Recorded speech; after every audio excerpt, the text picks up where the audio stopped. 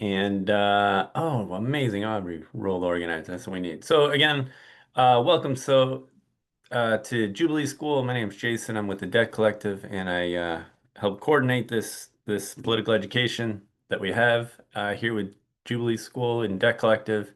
Georgios is hopping on, which is great. Who wrote one of the best books on debt and labor that's coming out soon. But I was Jason, Debt Collective, and we are here to talk about debt and critique debt and indebted life at Jubilee School and at Debt Collective. What we like to try and do for our political education is what happens when we put debt at the center of our analysis, when we talk about different tactics and skills of debt resistance, debt abolition, and when we talk with other debtors about how to abolish the debts that burden us. There are many types of debt, and today we'll be talking about several of those. So the format for today is related to what I just said. What we're each going to try and do is provide a little bit of analysis of a debt type. We'll provide at least one tactic or skill around resisting or abolishing that debt type, and then we'll have a lot of time for discussion. And before I get started, I want to note that the pieces that inspired this conversation are all in a recent edition of the South Atlantic Quarterly, which I just put on in the chat. And we want to thank Michael Hart for the invitation to write for South Atlantic Quarterly and to combine wisdom with many different people in that issue, but also between us and with Michael and others. So thanking Michael, but I also want to thank one of the authors who co-authored the piece that I wrote, Francis Negron Mutaner, who unfortunately can't be here, but has done incredible work in Puerto Rico and other places around debt analysis and debt abolition. So as Eleni just put up, you can see the different pieces that appear in the issue and that make up this special section that South Atlantic Quarterly has and where we focus on different debt types and what to do about those. So that's what we're going to be framing and discussing today. And like I said, we're going to try and provide some analysis. We're going to have some time for some tactic and skill sharing, which we hope you might have some ideas as well. And then after that, we're going to have some discussion about these debt types and possibly others, what to do about them, how to abolish them, and how to liberate us all. So thank you so much again for coming. I'm going to turn it over to Sofya first, and then from there, I think I'll speak a little bit about my piece, and then we'll have Braxton and then Eleni. And here we go. So thank you, and Sofya, you're up. Thanks, Jason. Hi, everyone. Thanks for being here. I'm Sofya Aptekar. I'm a professor of urban studies at the City University of New York School of Labor and Urban Studies. And I organize with Labor Notes and also with my union, the Professional Staff Congress CUNY. I'm going to set my timer so I don't talk too long. So my section of it is called Indebted Heroes. Why? Because I wanted to point to the contrast between the debt that Americans are said to owe to members of the military and the debt that drives people to enlist and then disciplines their labor once they're military workers.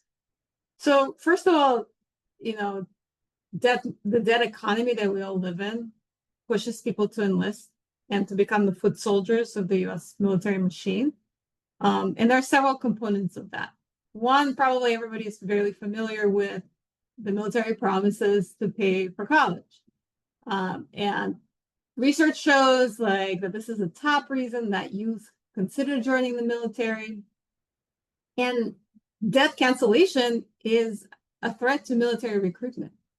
So when we did have the rather inadequate moves towards that cancellation under Biden, military brass freaked out because that was a threat to their recruitment efforts. And Department of Defense regularly opposes free college efforts and such.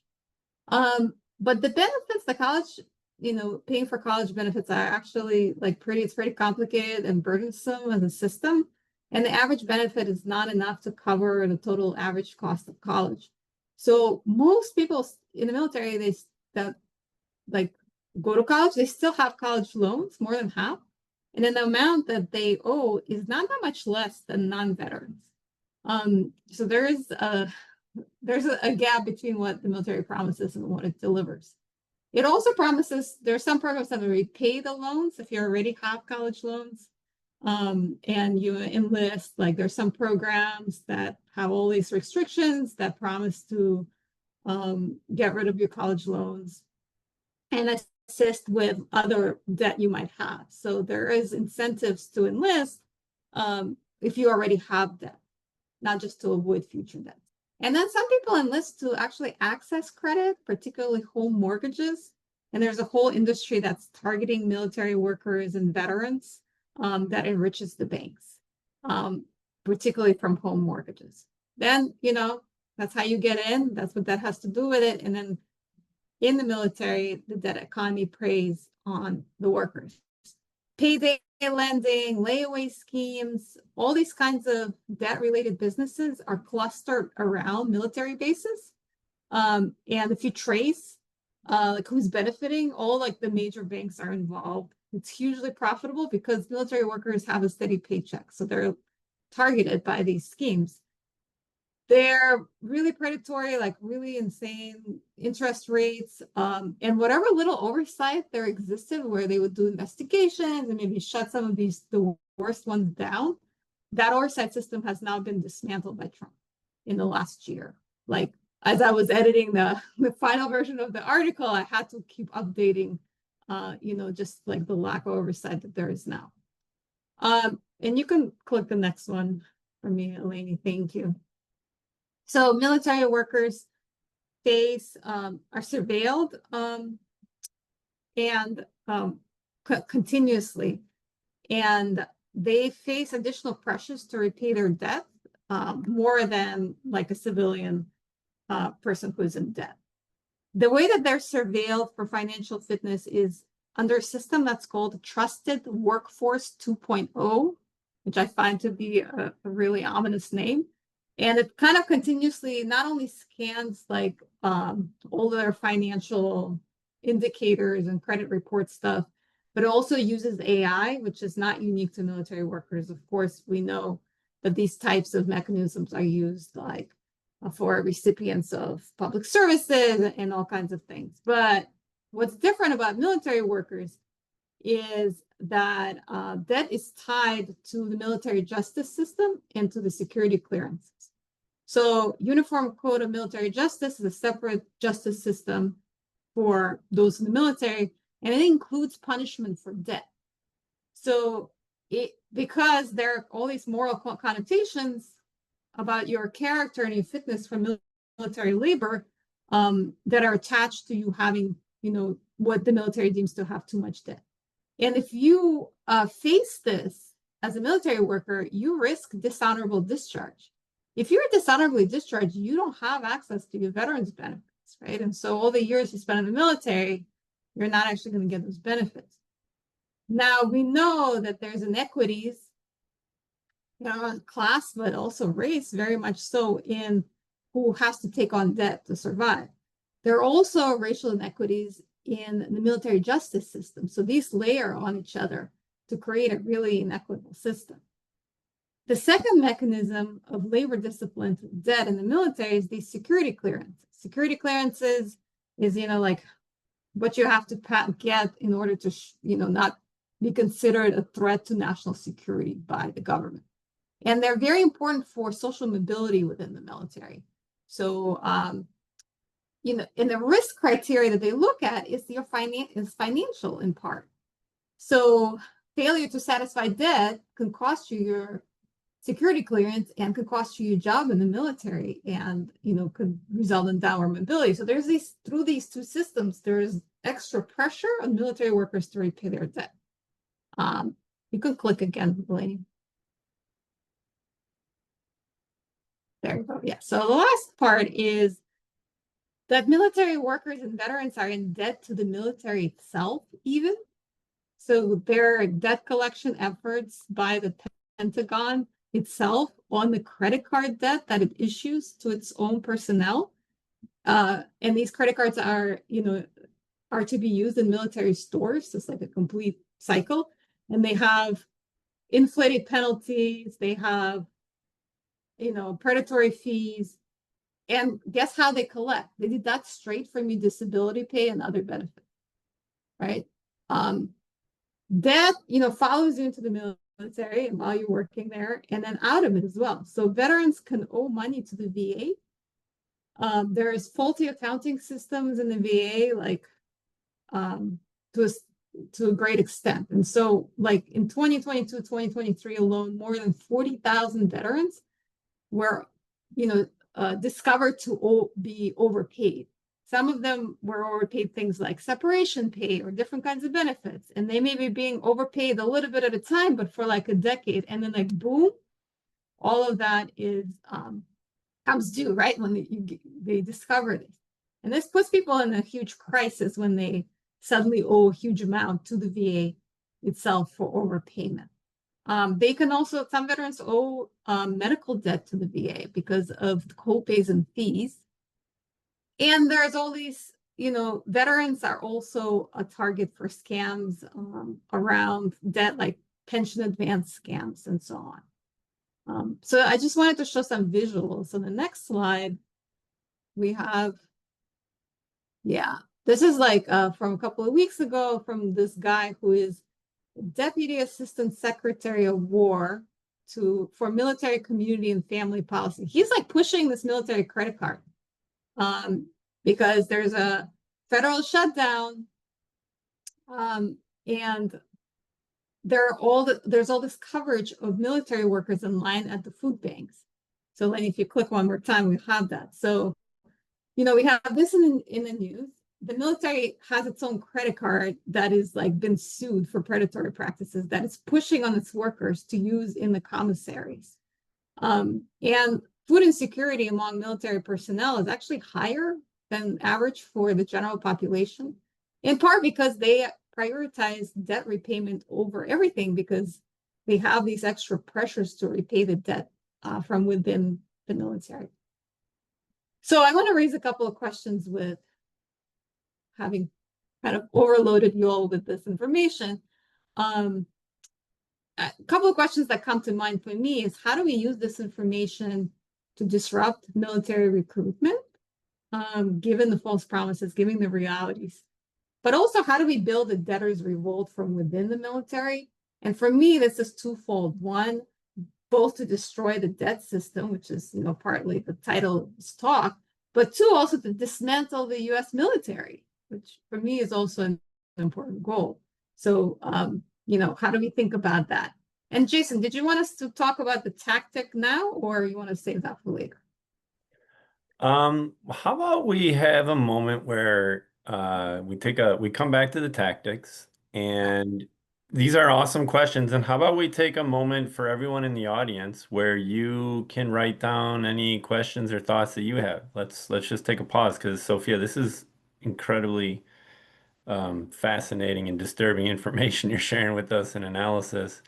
So how about we take a pause just for a minute or so if you want to write down any questions, comments, anything that struck you. This last question you asked, Sofya, for me is really compelling. How do you build a debtors revolt from within the military? I had never thought about that question. So if anyone wants to share any of their questions or comments in the chat, go ahead. Otherwise, just write them down.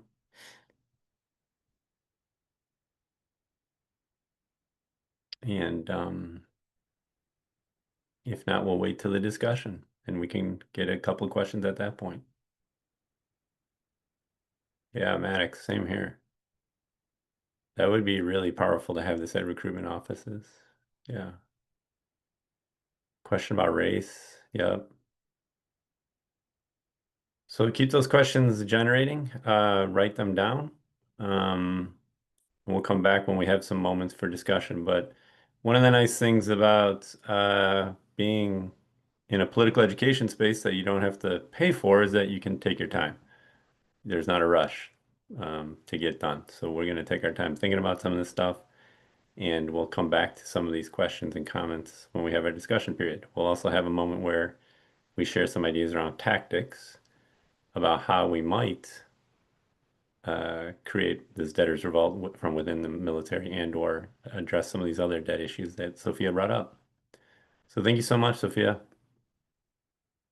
And I think we'll talk about the article that Braxton wrote.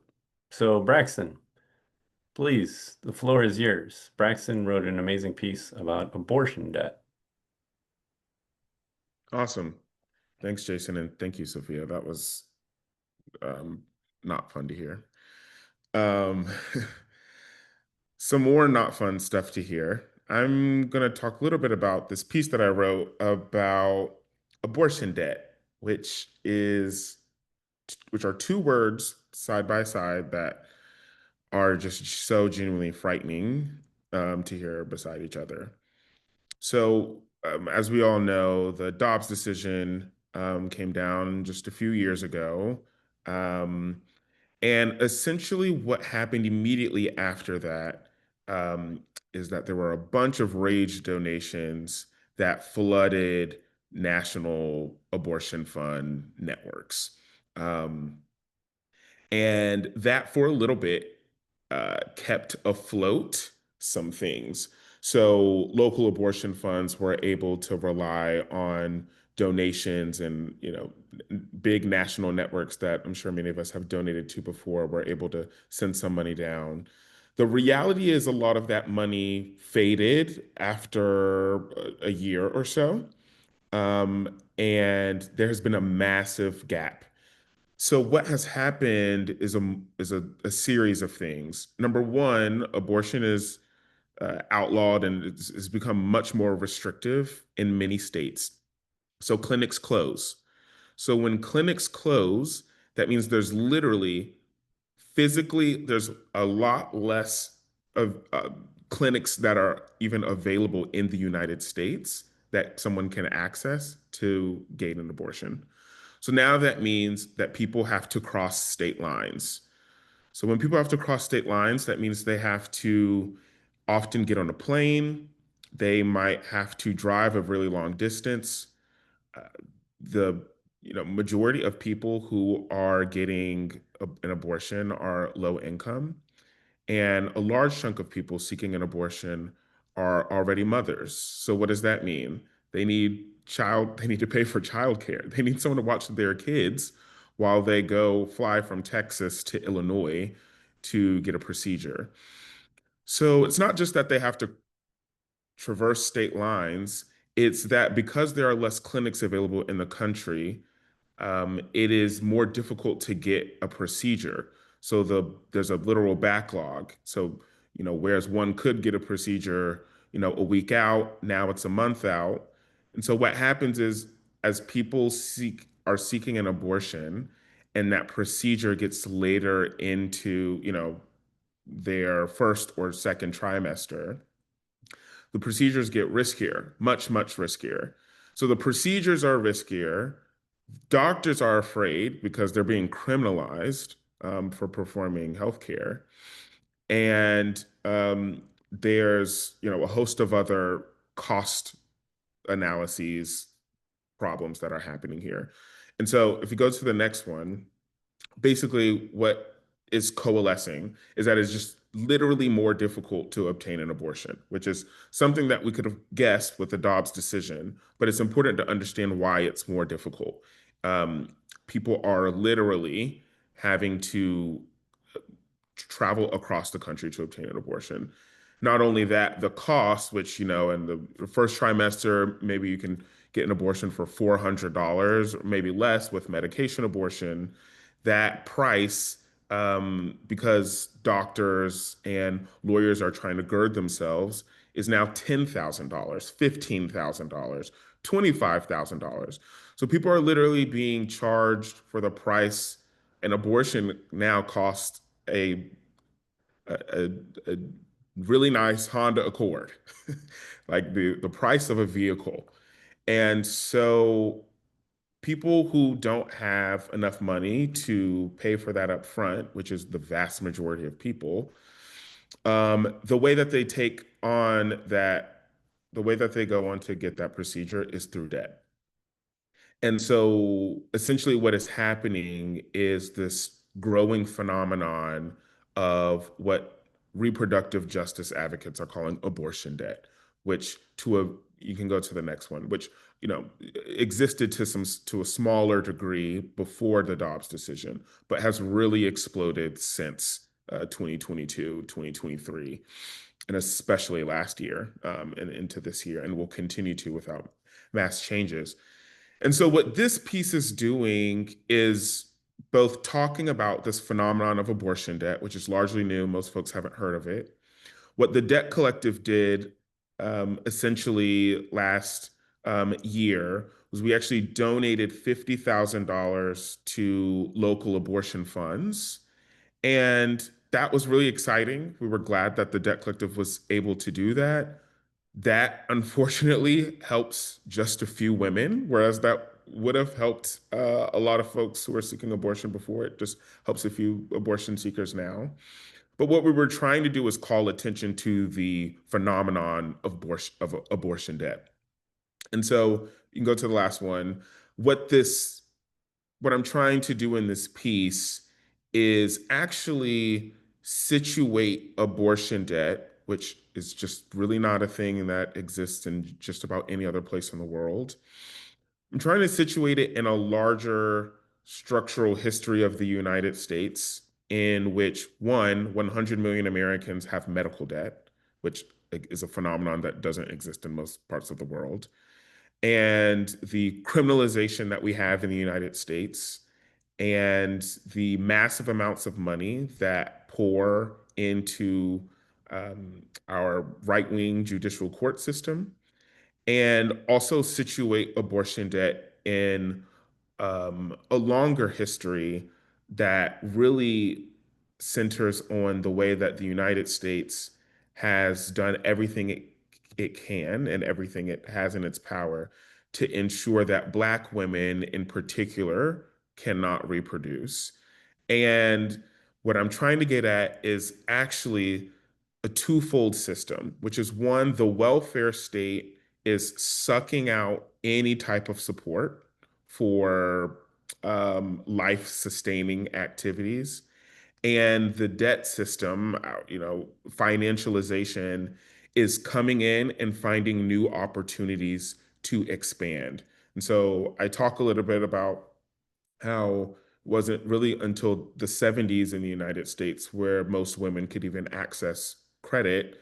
And what we're seeing now is actually this entire uh, gender essentially has become ripe for the idea of creditors to come in and financialize any form of social reproduction. And so what I'm trying to do is situate abortion debt within this longer history. So I'm talking about abortion debt, which is a newer phenomenon and is growing and exists in this already harrowing structure of medical debt. But we can go to my question now, which, what I really am getting at is actually, if you come to debt collective events and you look at the stats of who has debt, it is incredibly gendered in the sense that the vast majority of debtors falls along these gendered lines. There's no equality in indebtedness when it comes to gender. And so essentially, one of the provocations of a debtors union is that there's a lot of people who actually can't traditionally join a labor union. They don't have a labor union at their job, or maybe they're not in the traditional workforce. Or maybe they live in a state like I do, where most people aren't in a labor union because it's generally illegal. And so what the provocation of a debtors union is how can we make sure that we are taking advantage of financial leverage that is left on the table? And what we've learned from, in particular, Latin America, parts of Europe, is that there is a host of debtor power that's held particularly among women, particularly among, for example, abortion seekers.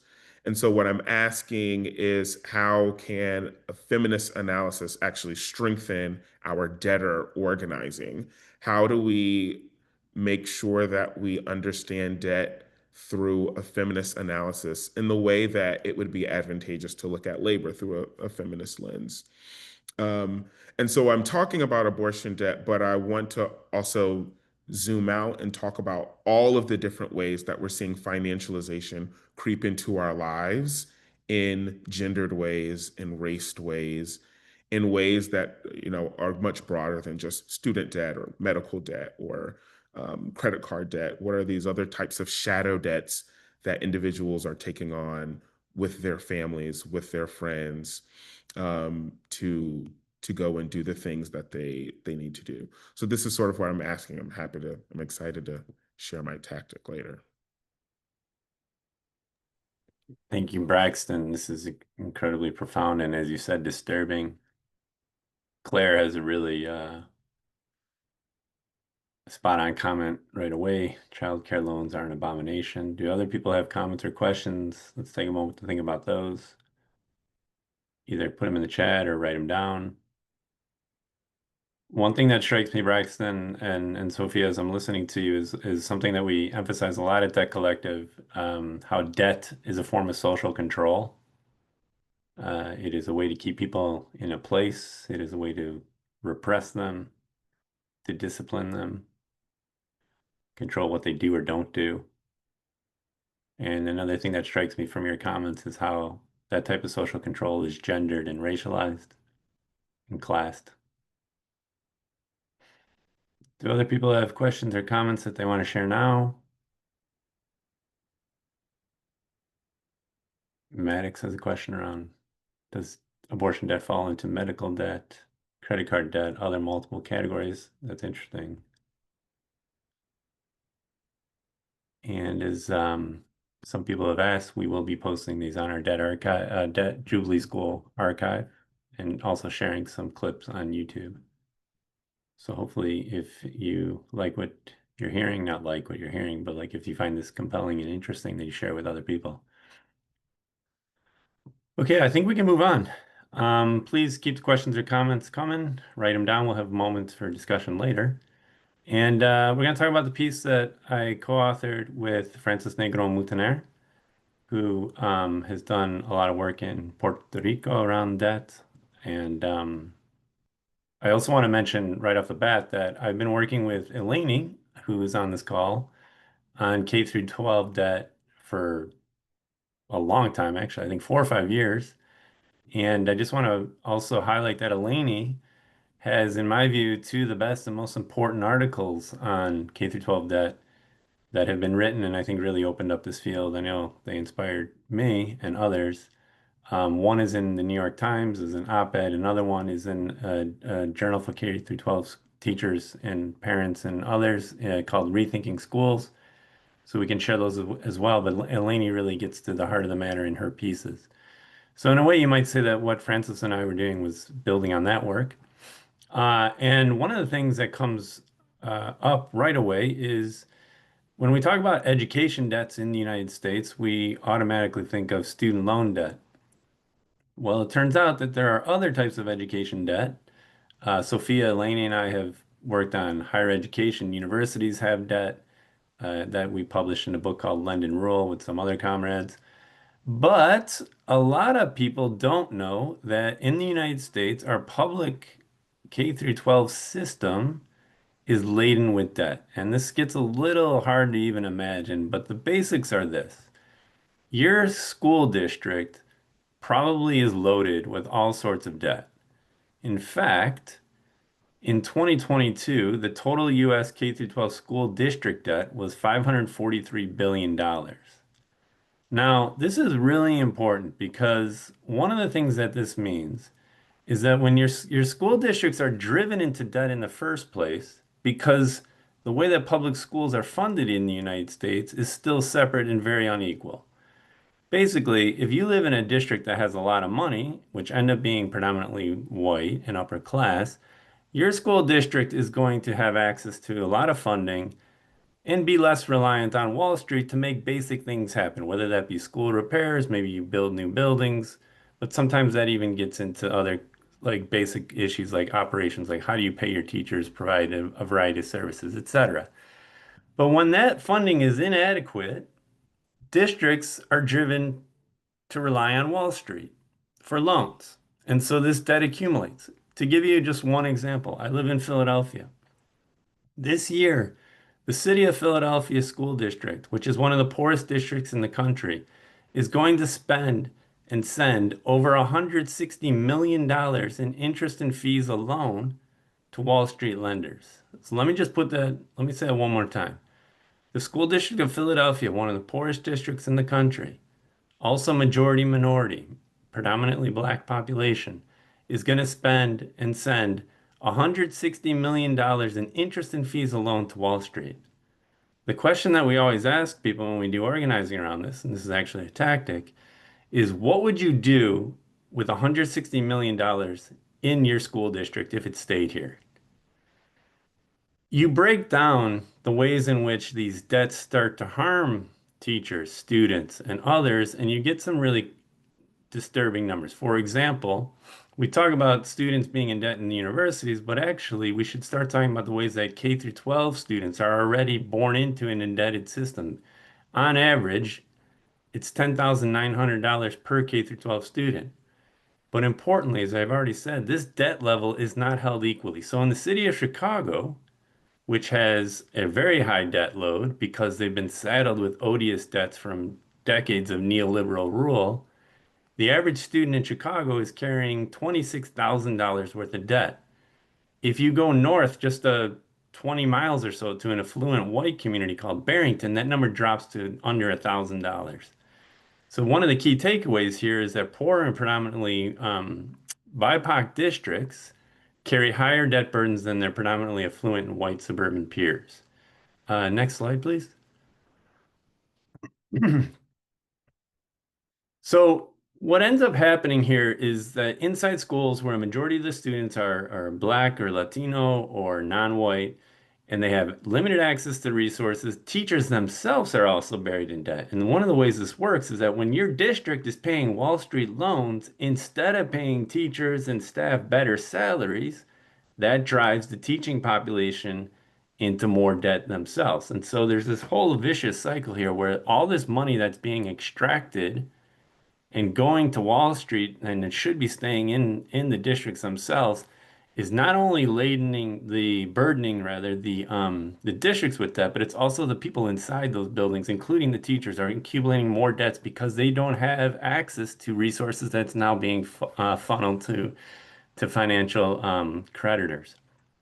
And this goes again to a really important point that once you enter a K through 12, a K through 12 school, you enter into a debt relationship. You enter into a debt dynamic by just being in that school because of the ways that this debt is held by these districts, and it filters down into all the different people in that building. Next slide, please. So one of the things what we wanted to do was to ask a really key question, and that is like, okay, if school districts are burdened with all this debt, we can talk about the economic harms, we can talk about the social harms, we can talk about political harms, but we wanted to examine like how does this hurt like teaching and learning? And so what we came up with was with the help of another researcher named Leonardo Restrepo, what we came up with was like we're going to try and come up with a calculation that we call the instructional harm index to measure and visualize how debt undermines educational experiences and harms children. So, for example, part of what makes up this IHI is how does debt take away the ability of students to have access to good like nurses and social workers? How does it force overcrowded classes? How does it hurt test scores? And we have these other categories. And then we did this. I'm not a mathematician, so I don't know how Leonardo did it, but basically he came up with this way where we took in a measure of instructional harm of every single district in the United States and we mapped it. And then we created a database and maps that you I'll share it later, but basically you can click on a map of the United States on any and you can search any single school district in the United States and find out what the instructional harm index score is.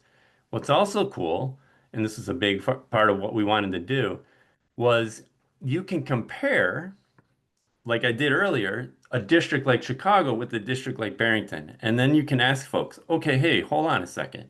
Why is the IHI sky high for Chicago and super low for Barrington? What's going on here? So our mapping tool allows people to do this. We'll be able to share that. It'll very soon be on Debt Collective's website. But next slide, please. So again, what the IHI, the Instructional Harm Index, reveals is that debt affects children differently. For some children, it leads to educational extraction and inadequate conditions. For others, it results in educational extravagance and increased social capital. So the rich districts, when they take on loans, it doesn't hurt their educational performance as much because they have an easier time paying back those loans. So like a rich district like Barrington, which has a strong tax base, they can take out loans and they're not going to be saddled with this debt in the same way that Chicago will because they can then pay those loans off easily. So they can take a loan to build a fancy science building, whereas the districts in Chicago can't, partially because they're in debt and they can't take on more debt. Or if they do take on more debt, that's going to hurt them in Chicago more than it would hurt someone in Barrington. So this idea of extravagance comes from Melinda Cooper. And we also highlight the ways in which these debt levels produces inequalities of instructional or educational extraction or educational extravagance. Next slide, please.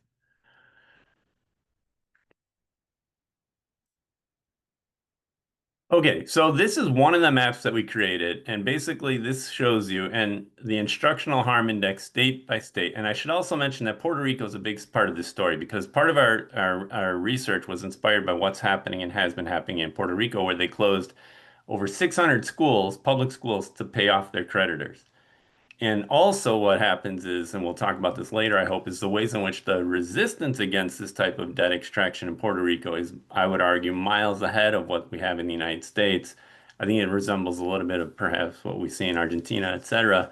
But one of the things that we show with Puerto Rico is both how the system extracts colonial extraction, but also ways in which we have resistance in Puerto Rico. So this map is just one of the maps that we produce. This is the national overview of instructional harm. The darker the color, the higher the instructional harm caused by debt and unfair funding practices. Those numbers on the map are the numbers that you can click on eventually where you see the comparisons between Chicago, Barrington, Oakland, Piedmont, Detroit, Birmingham, Philadelphia, Tredyffin, some other areas. And so that's just what this looks like mapped out, where you can then have a visual representation of the instructional harms. And next slide, I think that might be the last one.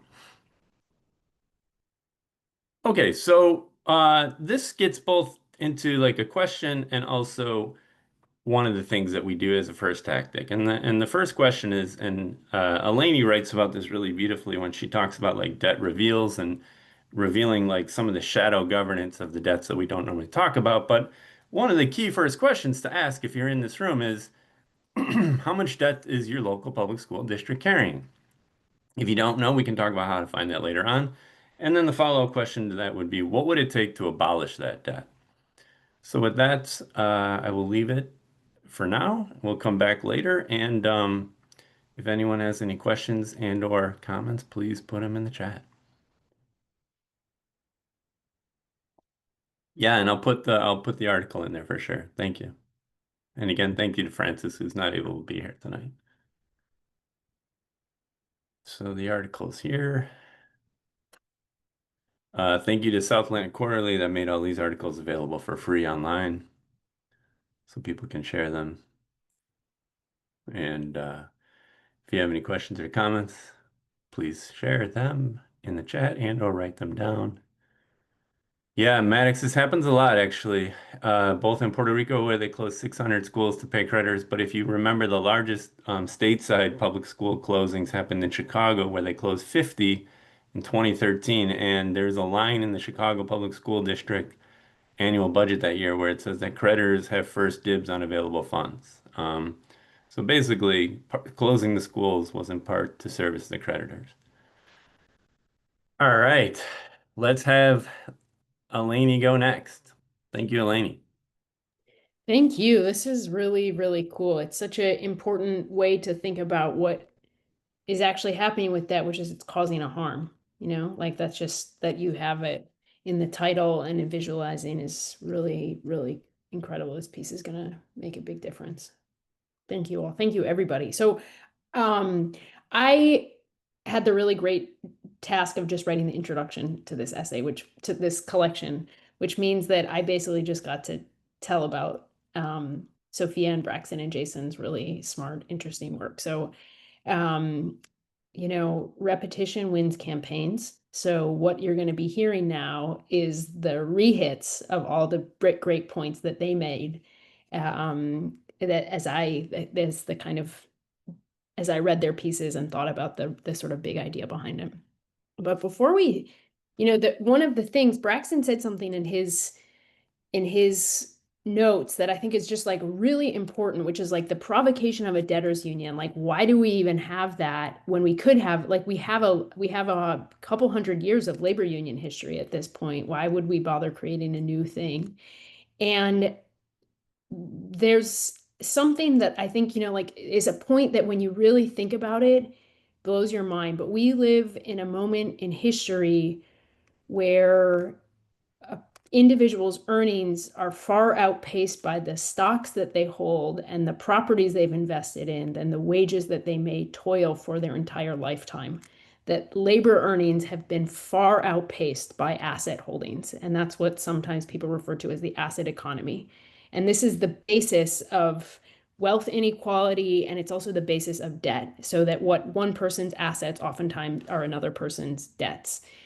And, there was a moment in time in the middle of the 20th century when there was all these kind of like the biggest way that we had a welfare state. We had the New Deal had kind of just expanded, and in the 60s and 70s, suddenly women and Black people are included in some of the core programs like Social Security, which they had been excluded from in the founding of the New Deal. And we have the Great Society sort of pumping a lot more resources into welfare offices and community action programs. And we have like, wages are rising. And there's a moment in time when it seems like the working class actually could catch a break and could potentially secure some kind of economic security, even if you didn't come from money, that you could actually have a claim on economic security.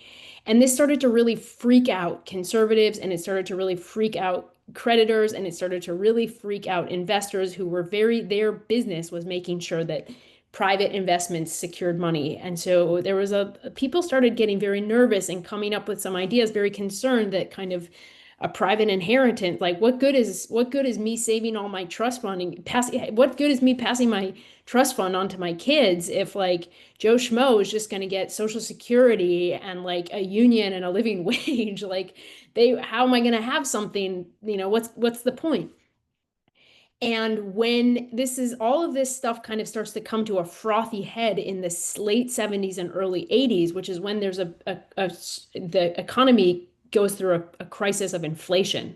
So all of a sudden, money is like, rising high. And the point that I really want to stress here is that one of the things about inflation is that it's actually a benefit to debtors in periods of inflation, because suddenly the $100 that you borrowed, when everything is, if $100 is the price that you pay for, the couple of pizzas, and you're like, if prices are going up, suddenly the loans are not worth as much.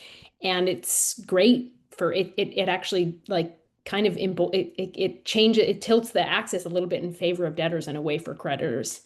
And this is when there was a huge, the fear out of that what inflation would do for creditors and how it would potentially empower debtors sparked a total crisis that we've basically been living in the aftermath ever since, not even the aftermath, the reworking of it ever since, which is, called neoliberalism or austerity, or basically reworking the entire economy to make sure that workers don't have protections, that welfare benefits are lean, mean, if at all.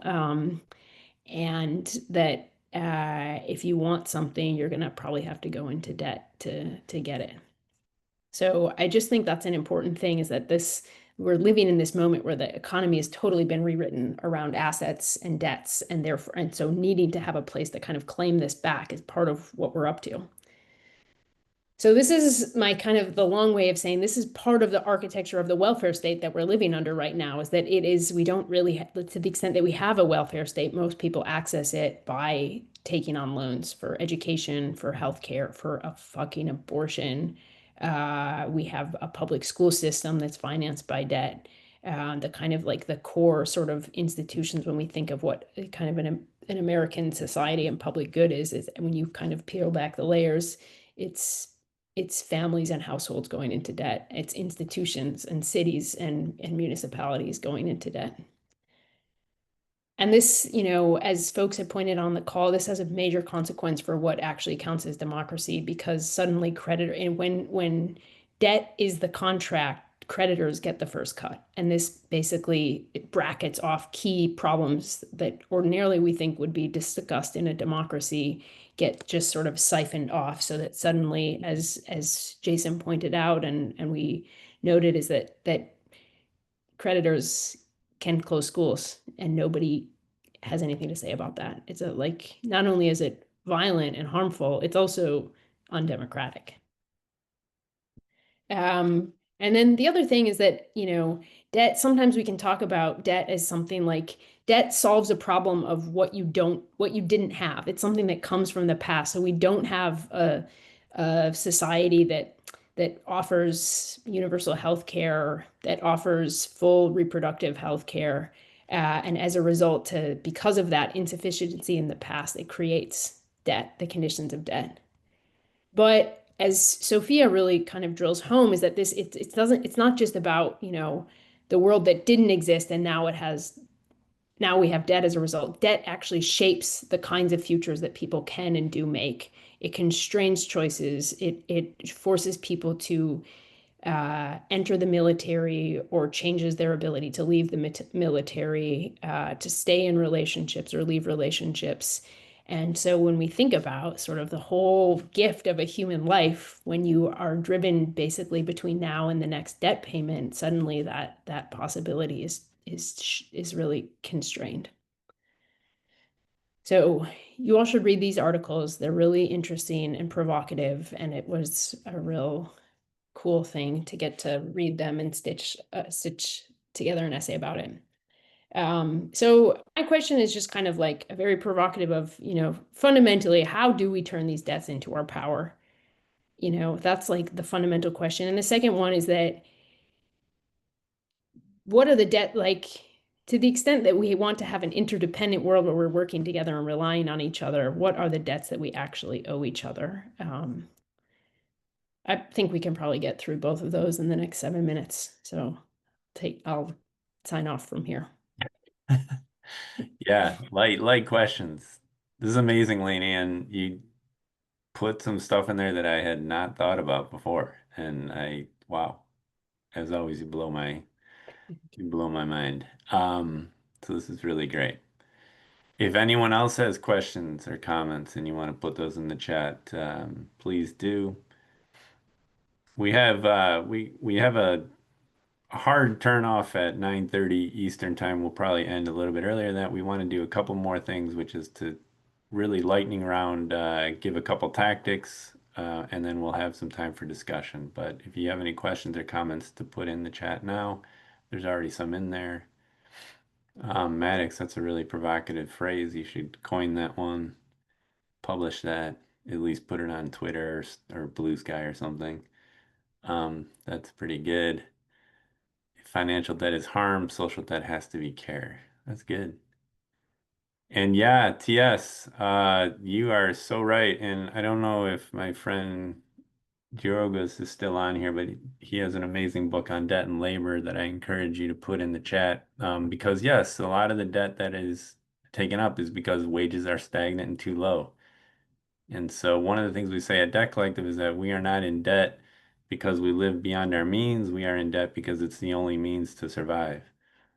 We go into debt for all the reasons that you point out, yes, by low wages and increasing prices for social goods.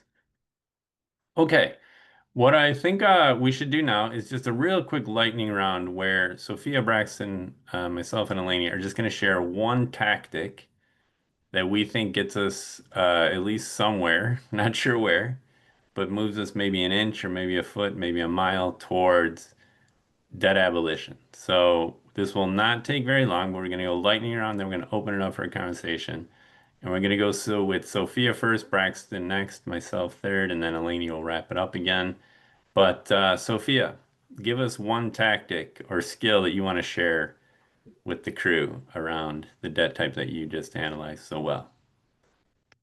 Well, I'm thinking of the tactic that we already use, which is thinking of where people are naturally together, like where people are concentrated, the way that we always say, debtors are concentrated on college campuses, and that is such a promising, ground for organizing, but they're also concentrated in the military, it turns out.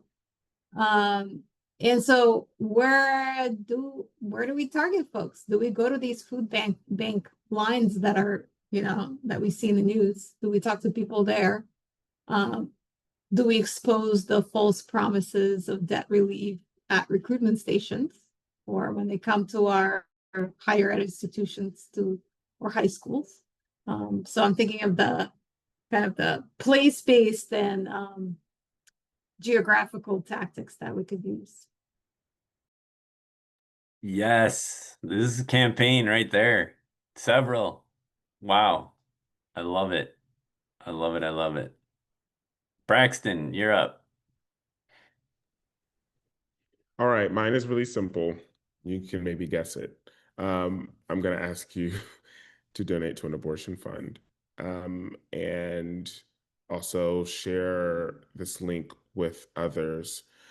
But I want to be really clear, um, and about this link in particular and what I'm asking. Um, there, the people I referenced this in the piece, but several folks who work with local abortion funds got together and really begged people to donate directly to them. A lot of times, especially after the Dobbs decision, so many people donated, and their donations most often went to these big abortion funds, these big networks that take their money and then some of that money trickles down to local abortion funds, but they spend a lot of it on maybe, say, campaigns for Democrats who might be more sympathetic to abortion rights than Republicans. What this link is a solidarity collective of local abortion funds who are in touch with one another and in solidarity with one another. And when one fund has a greater need than the others, they shift those finances accordingly in a solidarity based way. And so that's why I'm asking you to donate through this link. It's sort of set up and goes to a local abortion fund in Nevada, but they are all connected. There's a group of solidarity abortion funds that are connected that do this. So this is the best way to actually help people seeking abortion is to give through this link or other links that are directly to local abortion funds and not like large networks. Super powerful. Thank you, Braxton. This is really helpful. And again, this is one of the reasons why we're in debt is because there's no revenue source. So as TS also pointed out, so this is one way to start to address that. Thank you so much for sharing that. Okay, so the skill or tactic I want to share is one that Sofya, Eleni, and I, with other comments from Labor Notes and other groups, have actually done with higher education. But you can do this for K through 12 debt too. So what I'd suggest or would like to propose is that in your local area, maybe you are a teacher, maybe you're a parent, maybe you know teachers, is that you get some teachers together, you get some parents together, and you do two simple things. You look up what is your annual school district budget, and once you get a hold of that budget, which is pretty easy, and if you're a public school, they have to be public. So you just type in your public school district's annual school budget, and it'll come up. And then the next thing you do is just hit Control F and debt. and start to notice a few things. What's the total debt load? And in particular, what's your annual debt service? So you want to look for Control F, put the word debt in there in your district budget, and then ask what is the total debt load and ask what is the annual service. And sometimes it'll show that in interest and fees, which is really important. And then from there, ask your friends, your comrades, your compañeros and compañeras that are with you, what could we do if this money that we're paying in debt service wasn't going to Wall Street this year? How could we help our schools? And from there, just start a conversation and widen that conversation and bring other people into that conversation. So that's the tactic and the skill that I want to share. Eleni, please. Took mine, Jason. But I'm going to build on that, which is just any debt contract that you might have, read it. Like request your, I think maybe if you have a student loan, request your master promissory note. That is the original contract that sets up what the relationship between the creditor and the debtor is. And especially if you have student loans, having that document is very, very important. We do not know what is going to happen with the student loan portfolio. But request your master promissory note if you don't have it. And then read it if you do. And when you read it, keep your eyes open for anything that you can tell sets up priorities, because that's what these contracts is like. Really what they're doing is it's an index of what comes first and what comes last. And it's usually your money last and their payments first. But they're actually just kind of like familiarizing yourself as much as you can with the language and the document can be really empowering. That's what I would recommend. Bonus points if you do it with 2 to 10 other people and you all just have like a reading party to do it. If you do, shout out to the Debt Collective. We'll send you a pizza or something and we'll come and hang out on Zoom with you while you do that. But reading these contracts is like very good. It's not to become, something that Jason and Sofya and I, others say in our organizing work, it's not to become experts. We just need to know enough to be dangerous, no more and no less. And so that would be my suggestion. I don't know if you accomplish anything from learning the priorities, but I think just understanding that is what the fundamental of the, just appreciating the language for that is what the document is doing. I think it can be a way to kind of break down what the hold of that contract really is, the moral hold, of like, this is just like a bunch of people who have set up a set of payment orders. That's what this document is. So I think that's what I see as the objective, but you should do it and you can tell me what it accomplished or what it didn't. I can't refund you your time though. I'm sorry. Just know that in advance. Yeah, and I think Eleni, one of the things you also made me remember was at Debt Collective, we say, alone our debts are a burden, but together they give us power. And so I think a lot of what you're pointing to and directing us to is like, this is how you start to build power collectively, right? You discover these relationships, you start to realize like they hold this power, but we also hold this power. And we have to, one of the phrases you use in one of your pieces is like, we start to uncover that, we reveal that. And that's really, really powerful. And as TS says, I love, the point visualizing. So if you all would like to come off mute and offer some comments, the easiest way to maybe do this is you can raise your hand or you can type the word stack in the chat. We'd love to hear from you in the next 10 minutes or so, and then we'll wrap things up. But if you have any comments or questions you want to share, dive into something a little more that you heard, now would be the time.